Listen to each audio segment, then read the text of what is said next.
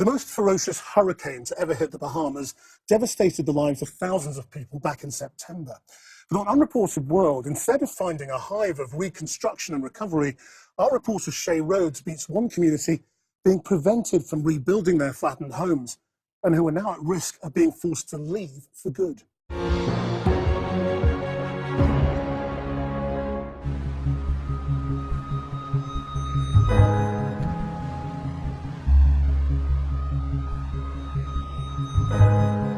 It's not the Bahamas we're used to seeing in the holiday brochures. But the biggest hurricane ever to hit land here didn't just rip buildings apart. It's turned people against each other.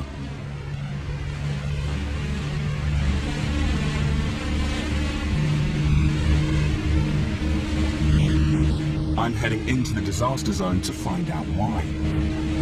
What's happened since the world's press left?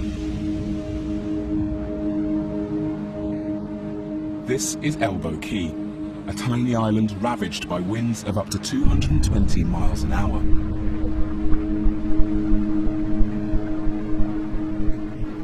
This is what's left of Hopetown Harbour. You see the damage that's been done by the hurricane to all these houses. This was an incredibly popular spot with American second homeowners, many of whom are now going to have to rebuild if they'll ever be able to come back here again. Let's get this up. If you can pass me some stuff up, that'd be great. The official death toll is 61, but hundreds are still missing. The place looks like a war zone.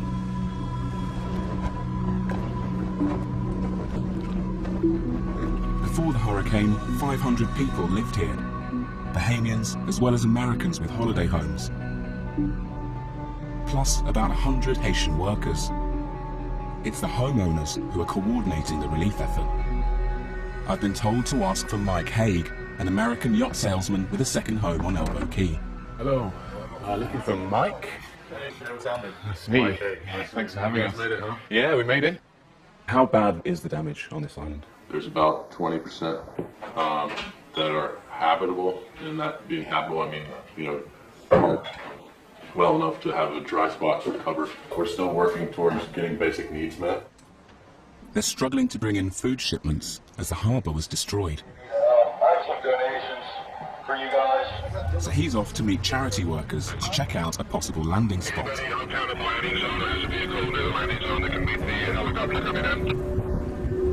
Oh, wow. It's an abandoned holiday resort. As we walk in, it's pretty clear that people have been sleeping here.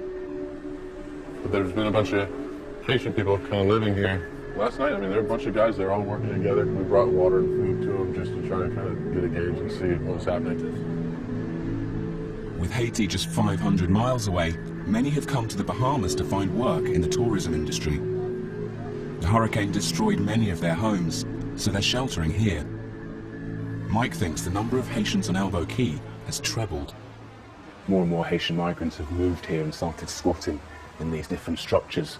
The people who live here work for the second homeowners on the island. But with many of those second homes now in ruins, most of these workers no longer have jobs. And under Bahamian law, that means they should leave the country. How many people do you think are living here? I'd say more than 50. I don't think people would choose to sleep rough here. So where are they coming from?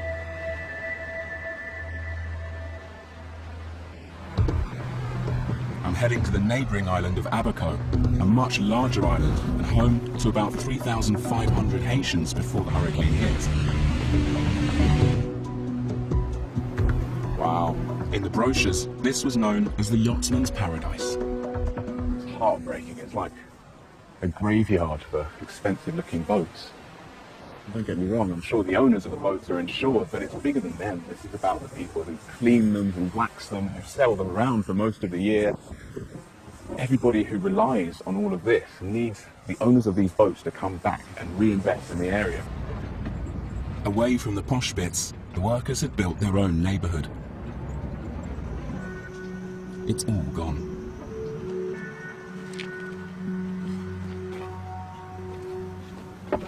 This used to be a shanty town called the Mud. There were thousands of people living here. And like semi-illegal settlements all over the world. It was ramshackle, it was made up as it went along. But I'm told this was like a city within a city. You can barely see it now, it's just Armageddon.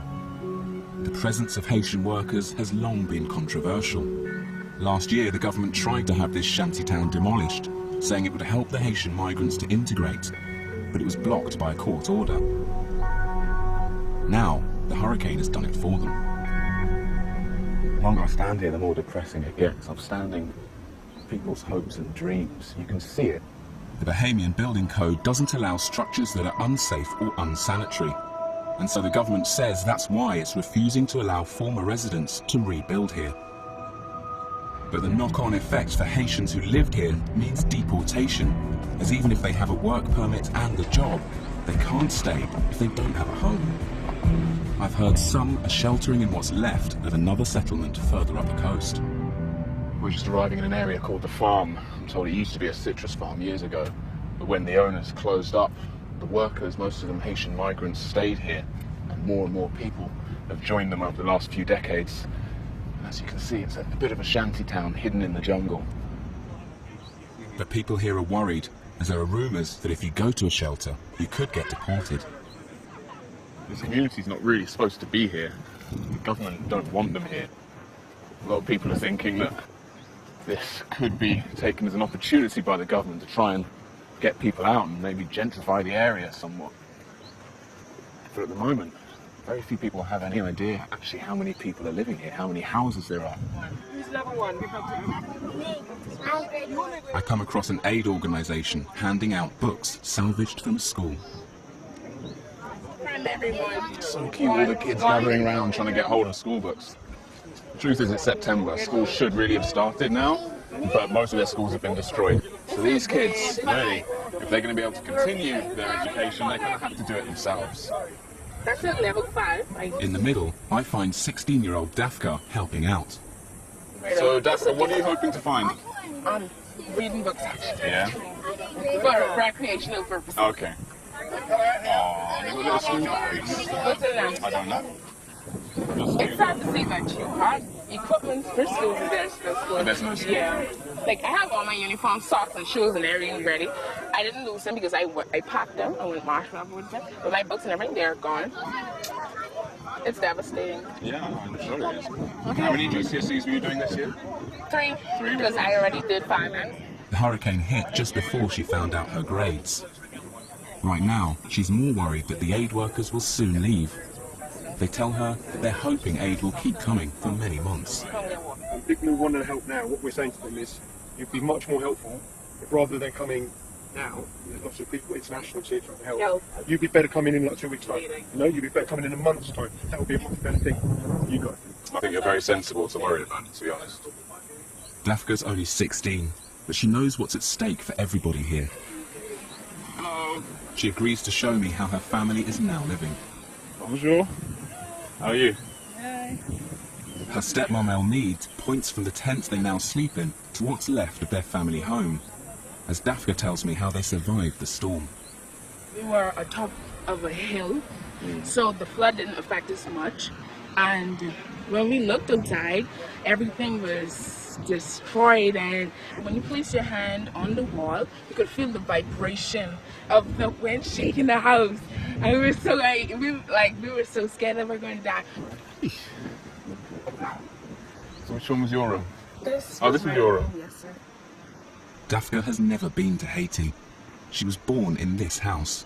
It's all she knows. And she might have to leave. We don't know exactly what the government planning to do or anything.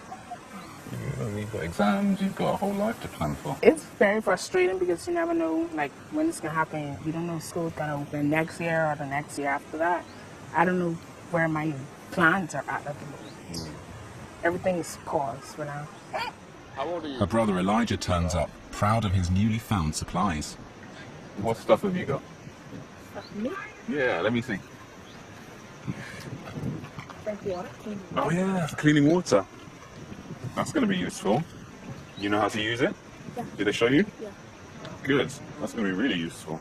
I leave him turning a bucket into a water purifier, and Dafka looking after her sister. A family in need of so much, trying to make the best of things. But elsewhere on the farm, I find more evidence of how their future is in doubt. This charity is setting up a water supply, even though they say they've been warned by the government not to encourage people to stay here.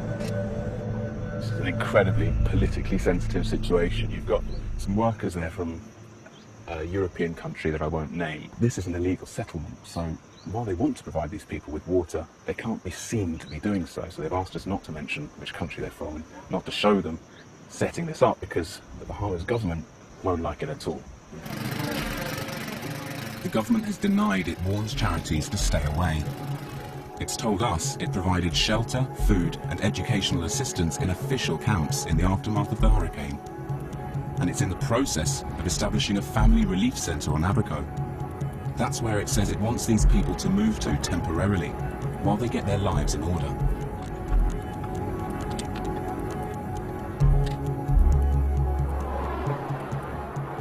Nighttime, and with no electricity or running water, conditions in the farm are tough. Back at Dafka's, the whole family is crammed into a tiny tent. And Dad's home. Abaki was a gardener and wants to find more work. But first he needs a new work permit, and that's impossible if you don't have a job or your home was destroyed by the storm. He now fears the family will be deported.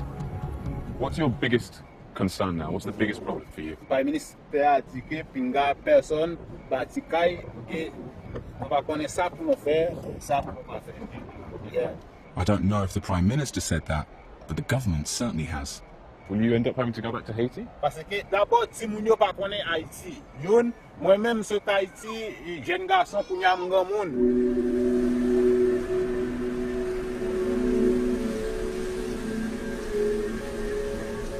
Daybreak, and Abaki is patching up their house, despite the government's ban on rebuilding in this area. Hey, there he is. Abaki! How are you? Oh yeah, you're painting? Yeah. You don't want them to think that it's been knocked down? Oh no. If you build new house, now you could get problem. With no new building materials available, he's recycling. Every nail has been salvaged and reused. But it's a risk. Just this week, the government announced that the farm was going to be cleared and fenced off. I see you putting in all this work into this house. I'm afraid they're going to come and knock it down. They say that's what they want to do. Yeah. So, après, moi, essayer de faire ça, alors, bah, c'est ma bon, ouais. Alors, on va finir faire là pour le gouvernement, le gouvernement venir, le caser, It's hard to watch a family fighting to get back on its feet, all the while knowing that many people just want them gone. Do you feel like people here want you and your family and the Haitian people here at all? I don't think they want us here. They want all of us to leave because we're like, you know, like I think we're set back and everything, and we're building these houses, and they're not happy about it. Honestly, when I have the age to, I'm gonna go and I'm gonna find a better life for me.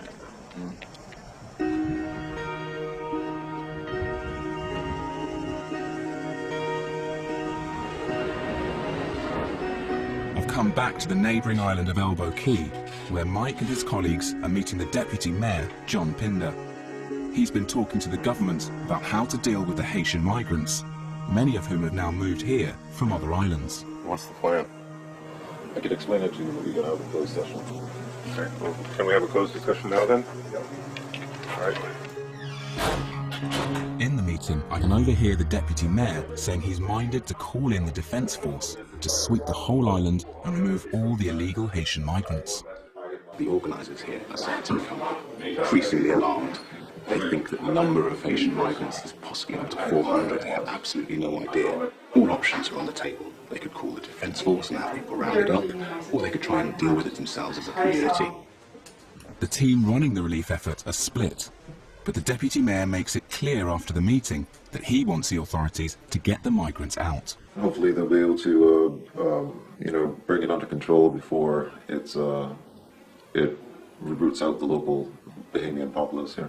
When you say roots out the local population, Really? 2 or 3 generations from now, I'm 8th generation. There's a lot of us that are, and we've settled this island from the ancestors settled it from nothing. And for us to be here 8 generations from now, now is the time to lay the groundwork for all of our future children and children's children. Back at the abandoned holiday resort, a shipment of aid arrives, organised not by the government, but instead by the island's residents. Elbow Key is said to be one of, if not the richest island in the Bahamas in terms of the net worth of the people who own homes here. And if you want to know what that looks like in the aftermath of a hurricane, it looks like that. But will any of this aid go to help those in the most need here? In the command centre, Mike is struggling with the outcome of the earlier meeting. He spent time in Haiti after the 2010 earthquake that drove many Haitians to the Bahamas. We have a huge problem and there's huge issues. Everybody wants the labor and everyone wants them to work, but no one wants them to be here and no one wants to pay them. The immediate aid that's come in has not reached that community, and that community was the first group of people to clean the streets and to clean up the settlement and clear the roads. And, you know, they're the last ones to receive aid, and, you know, there's a huge population of people here who don't want these people on the island. And how does that make you feel?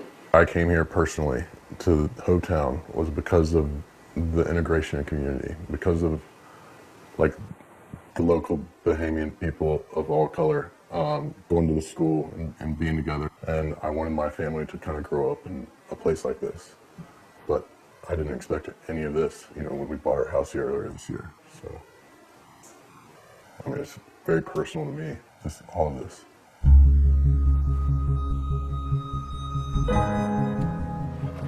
As dusk falls, another boatload of aid arrives, but it's far from water and basic food supplies. It's a luxury delivery of steaks, lobster and beer. Called in to help unload it, Haitian workers. Haitian people in the Bahamas have long faced stigma and discrimination. Before the hurricane, these were barely concealed tensions. Now, they've been dragged to the fore. The government told us, after the hurricane hit, it had put the repatriation of undocumented migrants on hold, but this has since been resumed as per the Bahamian Immigration Act, adding, Hurricane Dorian did not change the laws of the Bahamas.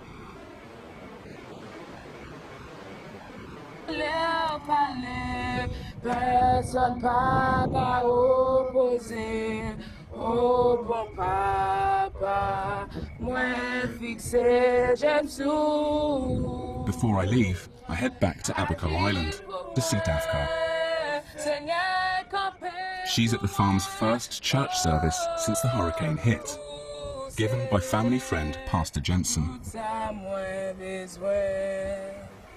Don't give up. Stay focused. The enemy wants us to be distracted, but don't be distracted. Keep hope alive.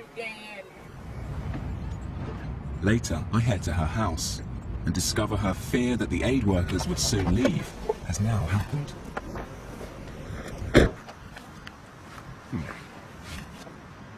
It's been over a week since I was last here, and the difference is quite noticeable. This is where all the international aid organisations used to stop and hand things out.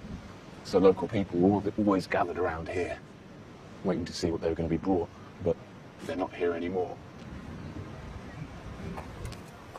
Hiya.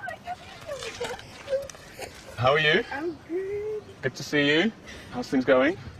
I'm leaving Monday afternoon. I'm going to Nassau for schooling. Really? So yeah. Pastor Jensen has pulled some strings so she can go back to school.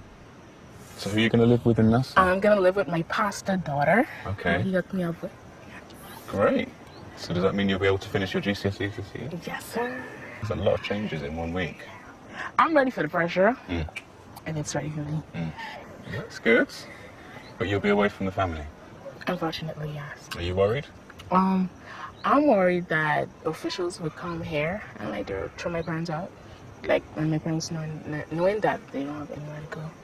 Yeah, that's what I'm worried about mostly. All right. So, is your dad at home? Yes, he is. Okay. Should we go see him? Yes, indeed. Oh, wow. I can see your dad's got a roof on. Yeah.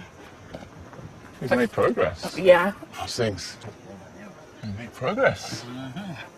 Their house is beginning to look more like a home. But for how long? Because it's starting to sound like sometime in the next few weeks, someone's going to come down here and tell you to move on. If people tell me move, I get one van, I take my family, put in the van, live in here. Yeah? Yep. The Haitian population in the Bahamas have always had to deal with being at the bottom of the pile. Everybody looks down on them, from the American tourists to the local Bahamians, whether they're black or white. But right now, after the hurricane, when everybody has lost so much, they find themselves pushed even further down. And right now, it's a struggle not just for survival, but for their position in the country. Yeah. How do you ride a bike without shoes on? That looks painful. Is it? Okay, I'll trust you. How's your brother?